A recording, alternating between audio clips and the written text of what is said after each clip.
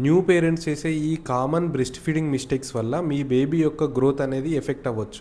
అవేంటో చూద్దాం. Positioning and latching.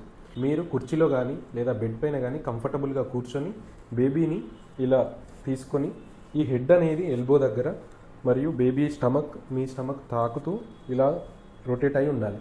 మీ యొక్క నిప్పులు అనేది బేబీ యొక్క మౌత్లో కంప్లీట్గా ఉండేలా చూసుకోండి. ఇలా చేయడం వల్ల వాళ్ళు కంఫర్టబుల్గా ఫీడింగ్ తీసుకుంటారు.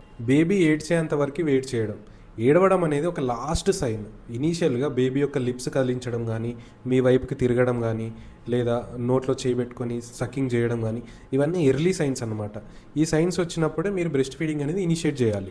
మిల్క్ సరిపోవట్లేదని చెప్పేసి ఫార్ములా మిల్క్ కానీ కౌ మిల్క్ కానీ పెట్టడం అనేది అస్సలు చేయకూడదు. ఫోర్త్ అండ్ ఇంపార్టెంట్ థింగ్, మీకు మిల్క్ రావట్లేదు, మీ మిల్క్ బేబీకి సరిపోవట్లేదు అనే ఈ అపోహలో అస్సలు ఉండకూడదు. వాళ్ళు బరువు పెరుగుతున్నారు మరియు యూరిన్ రెగ్యులర్గా వెళ్తున్నారు, యాక్టివిటీ బాగుంది అని అంటే మీ మిల్క్ సరిపోతున్నట్టే. బ్రెస్ట్ ఫీడింగ్ అనేది టైం, పేషెన్స్ మరియు సపోర్ట్తో కూడుకున్నది. సో దీంట్లో ఎక్కడ నెగ్లిజెన్స్ లేకుండా చూసుకోండి. పొజిషన్ అండ్ కామెంట్ చేయండి. Different type of latching methods and వాటి ఇంపార్టెన్స్ మీకు డిఎం చేస్తాను. Save this video and share to other parents also.